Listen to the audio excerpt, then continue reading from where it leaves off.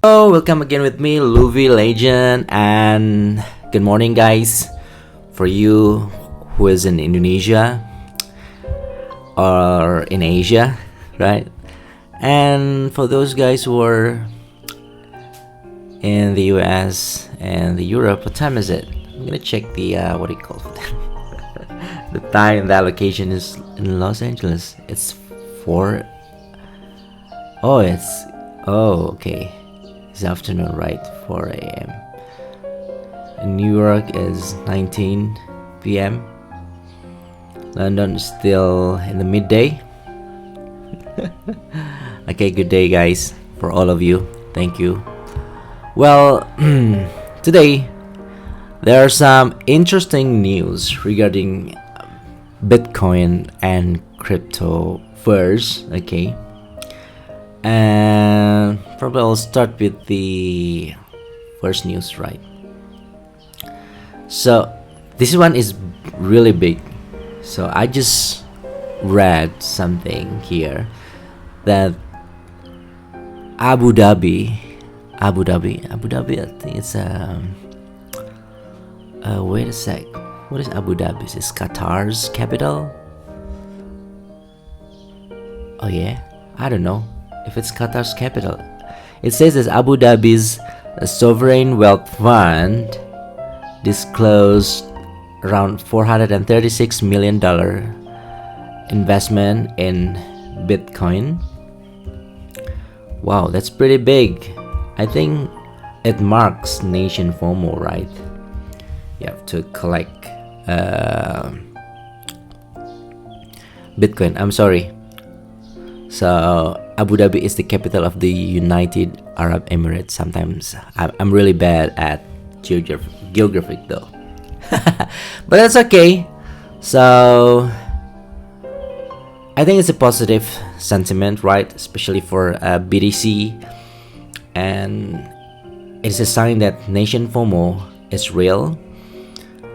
And if you still don't have BTC, well, that's so unfortunate. But as I say before, that it's not an financial advice. Now it's not just only educations. So people in the world nowadays are starting to collect BTC, right? And yeah, but some of them are institutionals and nationals, right? And okay, the next news is Citibank. As we know that Citibank is one of the biggest banks in the United States, and it considers offering crypto custody services to clients. Wow, it's big, right? It's I think the biggest bank in United States, and it's a positive, of course, and it's a market sentiment. I believe it's a former bank, right, for being custodians of cryptocurrencies and Bitcoin. And now, I don't want to think about the price action, although that we have a slight increase here last night, if I'm mistaken. Now Bitcoin is 97,000. Yesterday is around like 65 to 66,000. Yes, we can see above me. Okay, and total tree, like 3 days ago, is around like 800 something billion. Now it's already like 900 something. And per this morning, there's a big correction here, but that's okay. It's normal. And I already made what do you call for that? Like not the calculations. It's more like a prediction, not predictions. So where is the charts? I'm looking for my charts, not this chart though. Okay, I will make it big. Okay, here's the I'm using TradingView here. The BTC. Okay, let's see the full chart. Look at this. So in 2021, there's a bull run, right?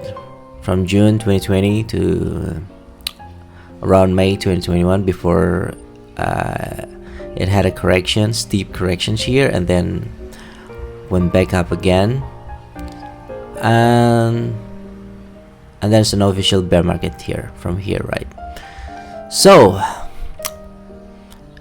my analysis says that if we want to have a bear market, that we need to get this kind of candles, right? It's on weekly chart, yeah, weekly, what do you call this? A weekly time frame, right?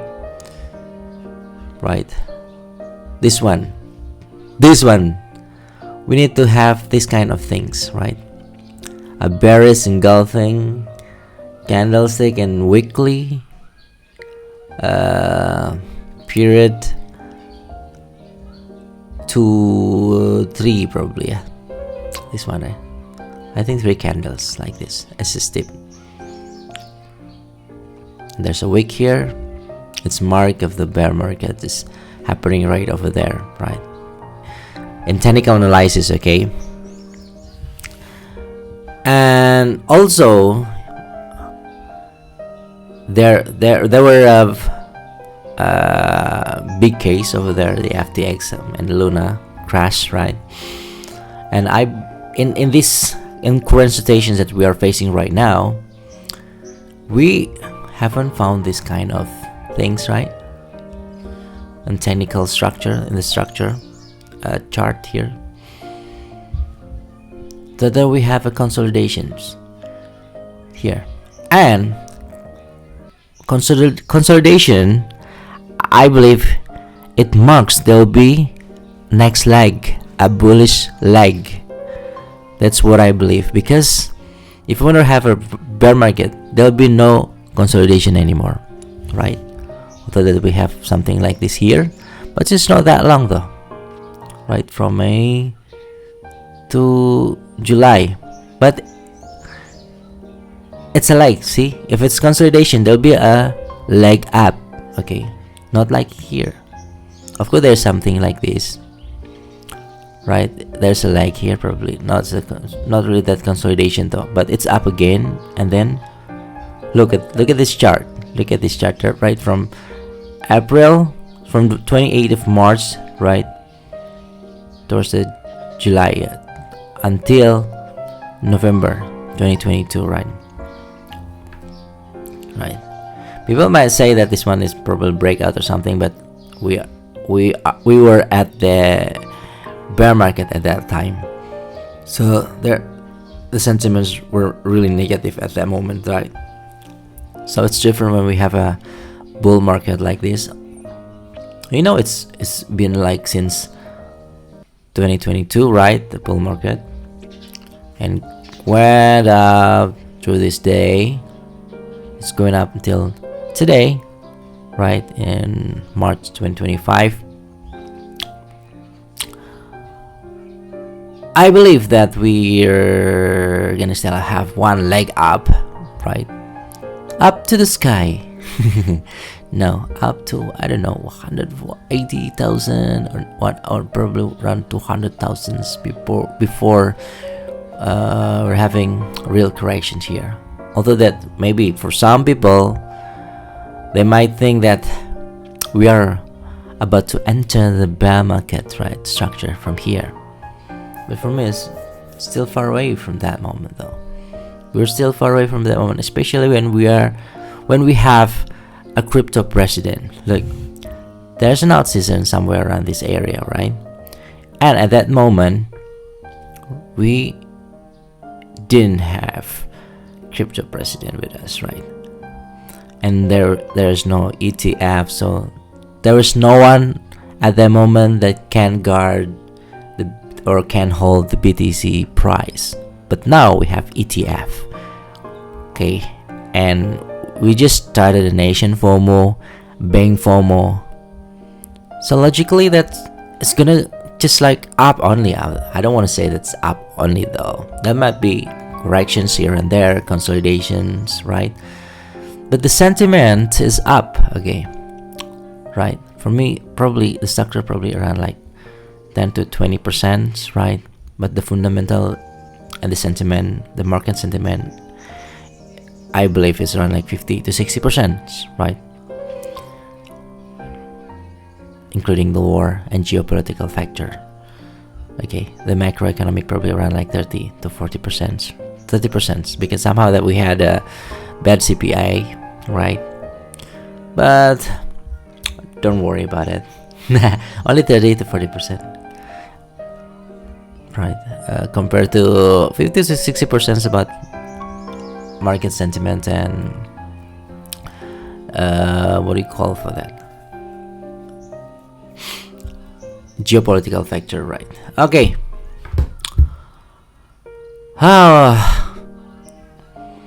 What else should I say? What else should I share? So, actually, I'm still learning many things, and I've been analyzing about the macroeconomics indicators. So I'm gonna show you here. Where's the chart? There's the chart. Where's the chart? Where's the chart? The chart is here. Here we go. This is the chart. So I just made this. Okay.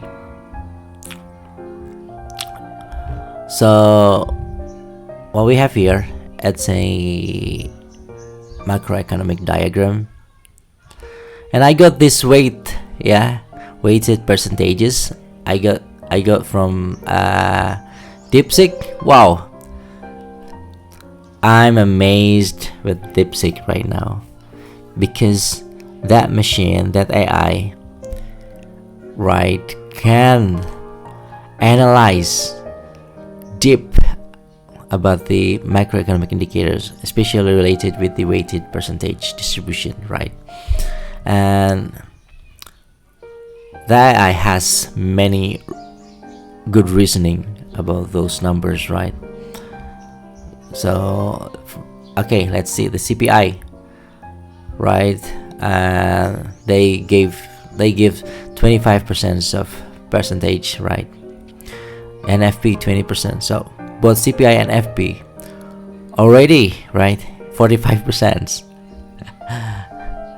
So last time, this moment, I think this month and last month, I forget. Our CPI is not really that good, but NFP, we had a slight decrease, although because we got a revision right from previous number, the NFP, but that's okay as long as we have a decrease in NFP, that's okay.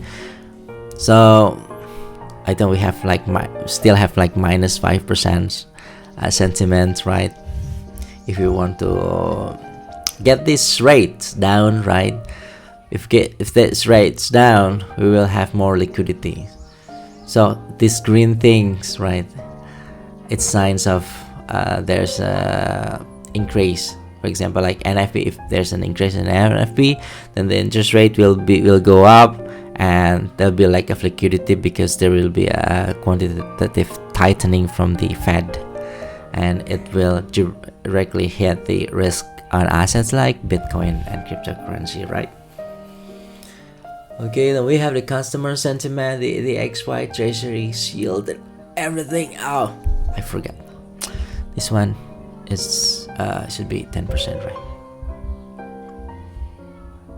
Oh, I need to just put the 10%.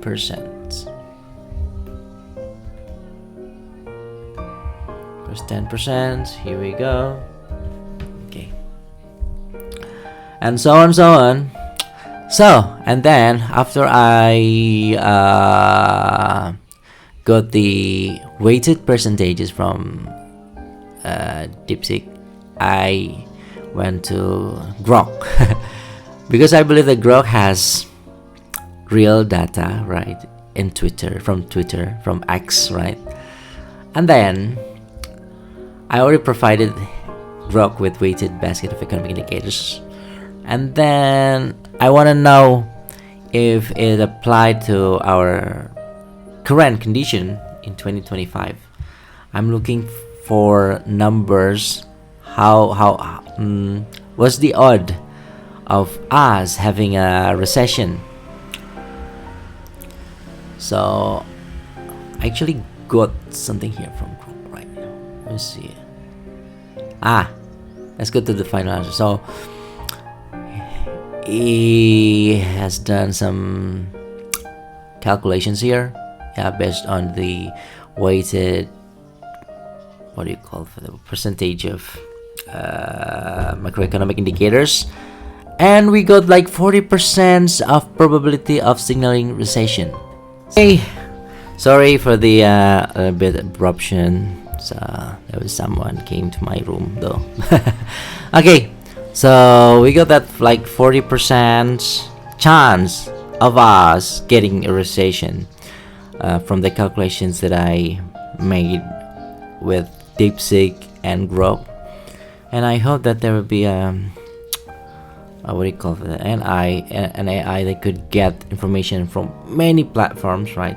From the browsers, from the web search, and also from X, from Instagram, from Facebook, from social media, from everything, right?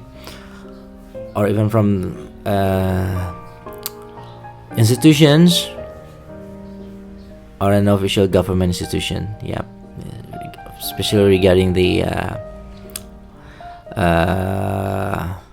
what do you call it, macroeconomic indicators, right? Well, I think that's all for today. See you again tomorrow, or maybe the day after tomorrow, I don't know, because yeah, nothing. Peace out, guys. Bye. See you again later.